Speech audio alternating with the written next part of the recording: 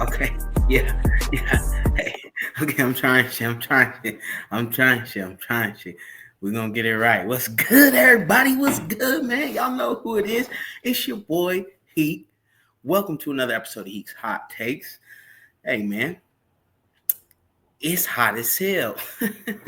For those of y'all that don't know, I live in Phoenix, Arizona. And it's giving us that one last kick in the ass before we get that nice weather that everybody dreams about. So, yeah, don't mind me. I might be sweating a little bit because I'm in my garage, and if so, I may or may not turn this fan back on. So I apologize if the sound gets funky. If I turn the fan back on, I'm trying to speak into the mic as best as I can. So. What's good, everybody? How y'all feeling, man? How everybody doing? I'm coming at you with a recording right now. We'll go do some recordings for a little while till the season starts. We'll go live on Sundays once that happens. Get right with you, mess around and try to win some bread in this bit. But for now, yeah, just some recordings. Go over these divisional previews and what I think is gonna happen. But for now, we got some actual football to talk about, some real live preseason action, right? And I'm talking about some people that we were all kind of looking forward to see as well. From Shador to Travis Hunter to Jackson Dart. There's a few rookies that everybody was kind of very anxious to see how they played, and mixed reviews across the board, but overall, I'm pretty excited about this rookie class if everything is looking how it's looking. So, with that being said, we'll just hop right into some preseason takeaways just off the top of my dome. For those of y'all that don't know, I am a Chiefs fan. And I was at the Chiefs game yesterday. They came to Phoenix to play the Cardinals. And shout out my lovely girlfriend Balake. She bought us front row tickets for early birthday present for myself, and we was right there, right next to the action. Charles Amenahu and I are best friends now. We chopped it up right there on the sideline. Basically, I just said, "Hey, Charles," he said, and I said, "So yeah, we best friends. That's cool." I'm kind of salty. This little boy that was next to me, cool, real cool family. They had a bunch of signs and everything. I did my homework to come see my homes, all kind of stuff. Team came up and gave him some gloves, man. I was like, man, I'm here. I'll take some gloves. Oh, man. But it was a really cool experience. Really cool interaction. Few things that I saw from the Chiefs that I think could be very important when it comes to the season, when we're talking about fantasy potentially, and just like, me as a fan, stuff that I saw on the sideline. So there's about 5 running backs competing on the Chiefs roster right now for a roster spot. So last year, Andy Reid carried 5 running backs on the active roster. However, technically one was a fullback, it was Carson Steele, and there was 4 others. So if we're looking at when we're projecting that out this year, right? Pacheco's safe, Kareem Hunt's safe, and you gotta assume Rashard Smith, the rookie, is safe, right? After drafting him. That leaves Elijah Mitchell and Carson Steele. So normally, I would think that Andy would keep all 5 again, just because he kind of likes that like fullback role that like Anthony Sherman did for a little bit. But however, I think with what we're going to talk about next in the wide receiver room and in the tight end room, there might be a decision that's forced to be made for the Chiefs on whether one of these guys gets cut, right? I think Rashard Smith is safe, not only because he was just drafted this year, but he has special teams flexibility as well. So that can always get you on the field. You got a guy like Elijah Mitchell, who's kind of always hurt. You got Carson Steele, who's like really that type of running back isn't the archetype for the NFL right now. So, excuse me, it wouldn't surprise me if one of those two are on the bubble and or got cut. Now, what I saw with my eyes, okay, I believe a lot in team chemistry and who's around and who's talking to each other. And so here's a good example. Last year, someone on the Chiefs who struggled mightily with penalties, hold on,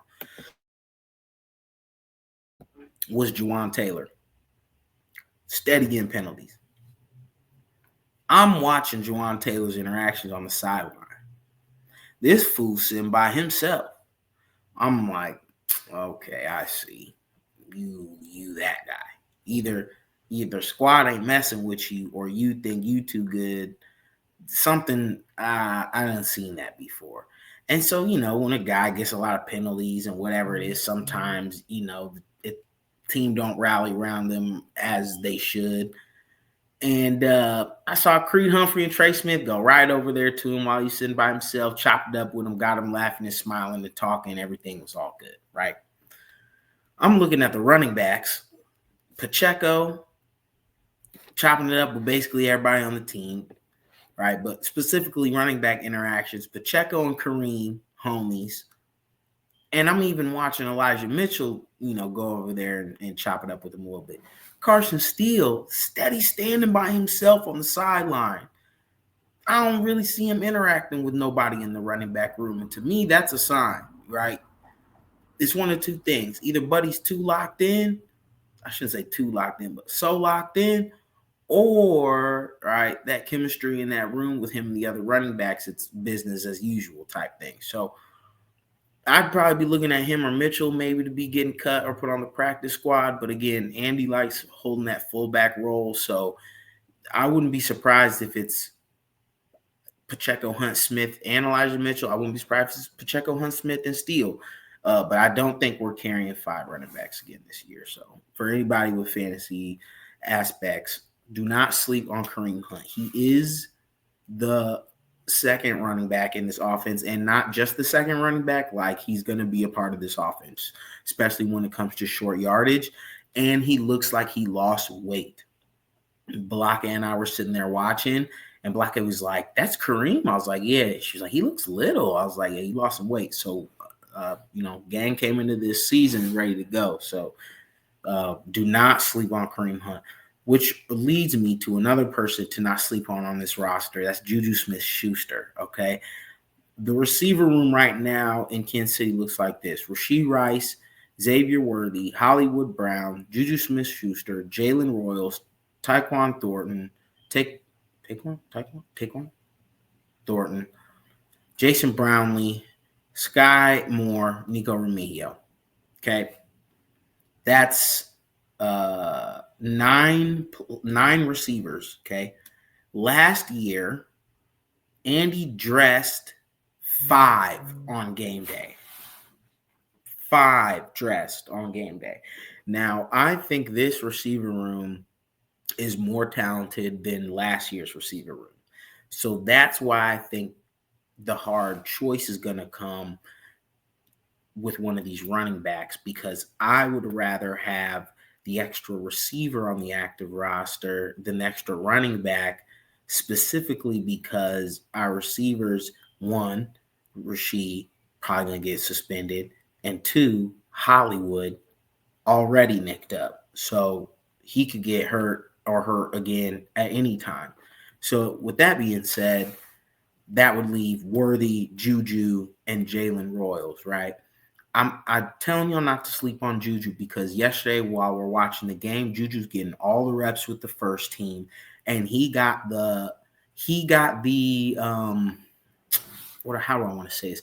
Andy Reid likes to play his starters in the preseason, but only for about a drive, maybe 2. If the first drive goes bad, then maybe a second drive, but you can tell who's important to the team, because they will start, but they will get yanked very quickly. So Mahomes, 1 drive. I think everybody saw the stat. 1 for 1, 1 yard, 1 touchdown, right? Okay. Juju was out there with that offense. when they were out there. Juju did not go back out there when Mahomes did not go back out there, just like how Xavier Worthy did not go back out there, just like how Rashee Rice didn't even play. Excuse me. Rashee didn't even play. So that tells me the top 3 receivers in Kansas City right now, barring Hollywood's health, the top 3 receivers in Kansas City in this order are Rashee, Xavier, Juju. Now, like I said, depending on Hollywood, he could slide anywhere in between 2 to 4, right? He's not going to hop over Rashee. I don't think he'll hop over Xavier Worthy, so that puts him, he might be above Juju, he might be below Juju, but Juju is a part of this team and will be a part of this game plan. So, fantasy players, if you're looking for a receiver that you want to just stash on your bench, right? You got extra spot that's kind of just empty and you can afford it, go grab Juju and see what that Rashee Rice suspension is going to be, and you could mess around and have wide receiver. You could mess around and have wide receiver 2 in the Chiefs offense, depending on Hollywood's health. If Hollywood don't start the season healthy, Juju would be the wide receiver 2 in the Chiefs offense. It'd be Xavier, Juju, and then probably Jalen Royals. He's the rookie that the Chiefs drafted. So if those 5 make the roster, right, Rashee, Xavier, Hollywood, Juju, Royals, that leaves Thornton, Brownlee, Sky Moore, Nico Remigio. I think Nico Remigio is safest out of those 4 because he's got the chemistry with his club and he's a great special teams player, great returner. So I think Nico's the most safe out of those 4. That leaves Thornton, Brownlee, and Sky. I'm biased. Sky Moore is a thief. He continues to steal money from the Chiefs organization and joy from the Chiefs fans' hearts, except for the one time he did something good in the Super Bowl. But still, Sky Moore is a thief. So I would say cut Sky or put him on the practice squad and keep Thornton or Brownlee. Either one, I'm cool with. Thornton's faster. Brownlee can moss you. So either one, I don't care. Brownlee had a sick touchdown catch in the preseason game, just like Mahomes' back shoulder, and Brownlee just snagged that Jones right out of midair. It was beautiful. It was beautiful. So that's how I kind of see that. The tight end situation last year with the Chiefs, 3 dressed, right? And then you had so 3 dressed last year, 5 on the roster. I think 4 could dress on game day this year because Kelsey and Gray are definitely dressing. And then you have Jared Wiley, fresh off his ACL injury, the leg looked fine yesterday, right? Looked explosive. And then Robert Tonyan as well looked really good. Split them out wide, kind of like just like we would do Travis. So it wouldn't surprise me if all 4 of those guys dressed on game day. So if that's the case, if 4 running backs dressed last year, 5 receivers, and 3 tight ends, that leaves you with 12, right? So give me, Rice, Worthy, Hollywood, Juju, Jalen, that's 5. Pacheco, Hunt, Brashard Smith, that's 8. Kelsey, Noah, Gray, that's 10. So you got 2 spots between Elijah Mitchell, Carson Steele, Tyquan Thornton, Brownlee, Sky, Remigio, Wiley, Tonyan. So I don't know. And we're going to need the depth on defense because the backup defense looks sus. But enough Chiefs talk. Other preseason things I saw. Hey, Shedeur Sanders, all the haters, take a lap. That man was out there dotting it. And I don't care if it was against the Panthers. I don't care what these are professionals. And those were first and second string defense. Come on, man. Hey, Shedeur, go crazy, bro. Ted McMillan looks very exciting in Carolina. He should help Bryce in that offense out very much so. Jackson Dart looked decent. Russ Wilson, you better play well, brother, because Jackson on your app. Pause. Jackson there. So, Other things. I don't think we should overreact to Ashton Genty -1, -2 yards on 3 carries or whatever. But what I will say is I do think he's getting hyped way too much in the fantasy community because, let's be honest, that Raiders offense isn't going to be great, right? And for a running back to be good, the offense has to be good. Like, that's just – you can just look at the evidence throughout the fantasy history, right? Good running backs come from good offense because you get up, you can run the ball more, right? But when you're down, you're going to have to throw the ball more. So – I don't know. We'll see about Genty. Travion Henderson looked like the real deal. That was a nice kick return he had. And seeing the dynamic kick return in person, it's like I see why there's big kick returns now. Like it's weird. Like it looks even more weird than it does on TV in person. So I don't know. We'll see. Preseason week 2 will be starting here this week. Gonna keep our eyes on and see what's up. But let's keep the show moving. Get into these divisional previews and get up out of here. I ain't gonna lie, y'all. I'm gonna cut this fan on, so I'm sorry if you get noisy. All right, it's getting hot, cut. It's getting hot, cut. Ooh, that's so much better. Oh man, I hope that's not too loud on y'all. Anyway, so maybe if I cut the gain down a little bit, then I just have to talk a little louder, maybe. But anyway, okay. So NFC East. For those of y'all that cannot remember, the NFC East comprises of the Eagles, the Commanders, the Cowboys, and the Giants. The Eagles, your reigning Super Bowl champs, last year finished the season 14-3. Commanders finished 12-5. Cowboys finished 7-10. Giants finished 3-14. I honestly don't have any reason to think that this division shakes out any differently. There's no reason for me to think so. The Eagles are loaded again. The Commanders are a good team. They need to figure out that Terry McLaurin situation, which is interesting to me because it's like it's one of those situations where it's like something isn't as valuable to other people as it is to you, right? So like Terry McLaurin is extremely valuable to the Commanders, but to other teams, he's more of like a luxury, right? He's like it's not like a need, but the Commanders need Terry McLaurin. So I feel like that's the angle him and his agent are kind of playing, and that's why the negotiations taking a little bit longer because it's like I think they're trying to tax a little bit because he's more valuable to the Commanders than he is to any other team. That's just kind of how that cookie crumbles. So, but with that being said, I do think.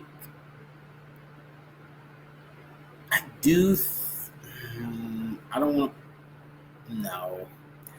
I like the offense in Dallas, except for they can't run the ball. So it should just be Dak chucking the ball every play. And if you're looking at any future bets or anything like that, I think Dak yards, Dak touchdowns, CD yards, Pickens touchdowns. I think those are all really good plays that you'd be able to look at and feel confident in. Just because, one, they can't run the ball, and two, if they're in competitive games or losing, they will have to be passing the ball more. So I definitely don't see the Giants. I mean, they could win more than 3 games, right? Let me not just like write them completely off because Russ Wilson is better than Daniel Jones and Jackson Dart. I'm not afraid to say he's probably better than Daniel Jones. So they definitely could get more than 3 wins, but I don't really see them compete for anything here. Their D line, though, is for real. Okay, keep that in mind when we're thinking of like sack props, or going against really bad O lines. That defense is for real. You got Brian Burns, you got Dexter Lawrence, um, you got the rookie they just drafted. What's his name, man? Out of Penn State. Um,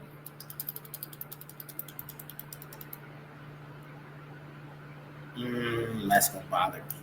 But he's very good. He's been killing linemen in camp. So that D line in New York is real, but can the offense keep up is the question, right? So I don't see any reason why this division shouldn't shake out any differently. Eagles finish first, Commanders second, Cowboys third, Giants fourth. I will spare us from going through the entire schedule of each team because that's just not necessary right now. So that's NFC East. Really excited about Jaden Daniels. He's good, man, and I have him on my Dynasty fantasy team. So let's go, Jaden.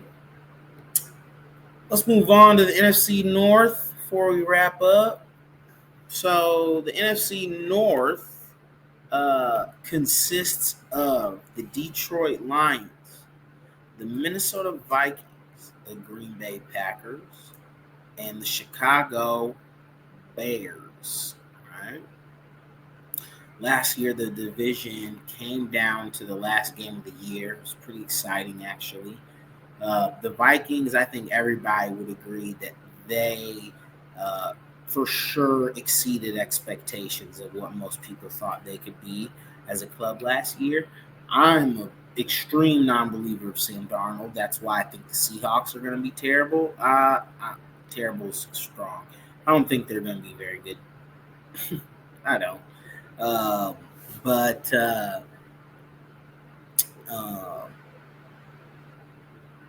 what's the coach's name? Kevin O'Connell is a wizard. Just a straight sorcerer. I don't understand how he gets mediocre to below average quarterbacks playing out of their mind every time. It happened with Josh Dobbs, happened with Sam Darnold. I'm sure we can look back. I mean, Kirk Cousins isn't great, but he made Kirk Cousins look like an all-pro, right? Kirk Cousins is serviceable, don't get me wrong, but in that Viking system, Kirk Cousins was looking like, hey, watch out, you know what I'm saying? So that guy's crazy good at drawing up offense. Another guy crazy good at drawing up offense, Ben Johnson, the ex-offensive coordinator of the Lions, now the head coach of the Chicago Bears. Everyone's expecting this Bears squad to take another step, another leap, especially with the talent that is Caleb Williams behind the center. So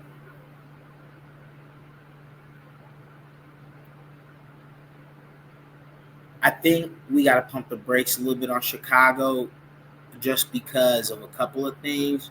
The schedule's tough and the division's tough, right? So I think the Lions and Vikings are both due for regression. Don't get me wrong. Like the Lions losing 2 games, crazy season. It's hard to repeat that. Like I'm just playing the numbers and the odds there, right?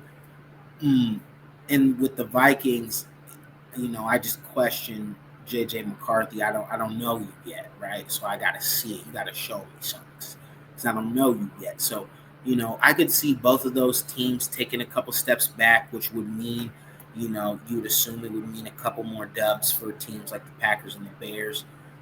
So don't get me wrong, right? I don't think that it's a bad team. I just think it's a tough spot that they're put in by the league and in their division. So the Packers are good, and the Vikings. So it wouldn't surprise me. It wouldn't surprise me if the Vikings win this division. it wouldn't surprise me if the Vikings came in last in this division. That's how much their variance is to me, just off the unknown of what is JJ McCarthy. The defense is good, right? Brian Flores, I believe, is the defensive coordinator there right now. Dude is very good at drawing up pressure. Really good defense in Minnesota. We all know the weapons are top tier, right? Jay Jettas. Addison's going to have to serve suspension for a little bit, but he'll be back, right? Hawkinson, Aaron Jones, Jordan Mason, who I think is going to get, I know he's going to get a lot of the goal to go, right? The goal line touches, so keep that in your mind. Betting people, right? Jordan Mason touchdowns for the Vikings. That definitely could be sneaky bets, especially week 1 before the books catch on. The coach has already came out and said that they're going to use those two kind of interchangeably like that. So, but it all rests on the shoulders of JJ McCarthy, right? Like, what can you give us, brother? Like, so if he can give us what Darnold gave us last year or better, Vikings could win this division easily. Easily could win this division if you add in the subtraction of Ben Johnson from the Lions. If he gives us less than what Darnold gave us last year, this team could be below the Bears and the Packers. So that guy, to me, holds the whole division in his hands. I don't know if he knows that or not, but I'm putting that pressure on you, son. Gonna be keeping my eye on Jordan Love this year. Again, I think we might have crowned this dude too soon. Maybe, but maybe I'm tripping too. The receiver room over there is a mess, just a complete mess.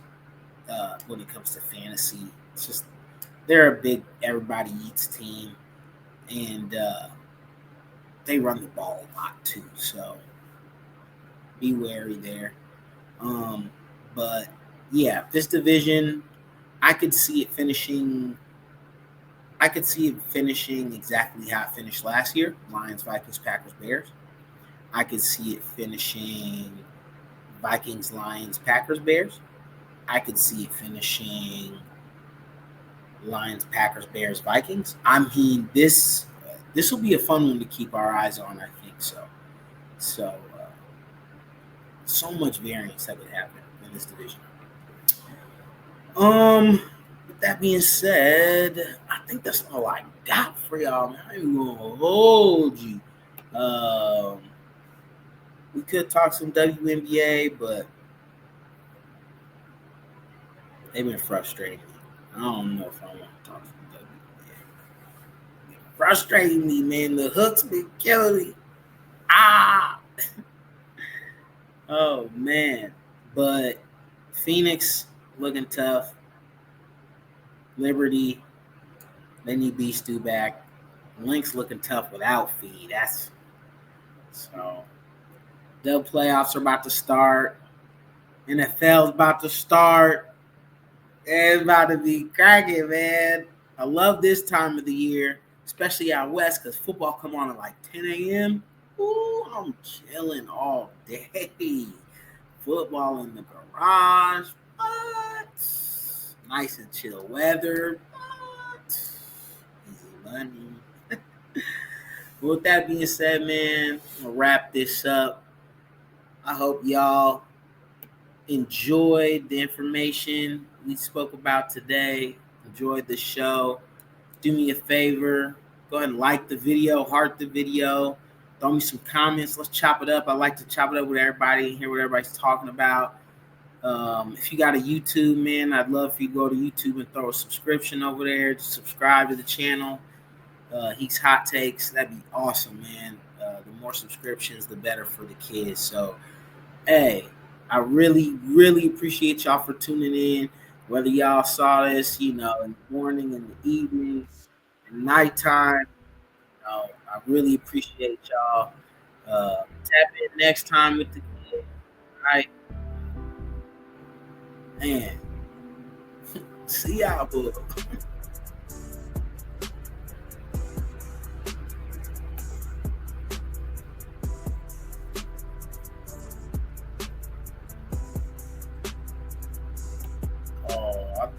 good, Preston.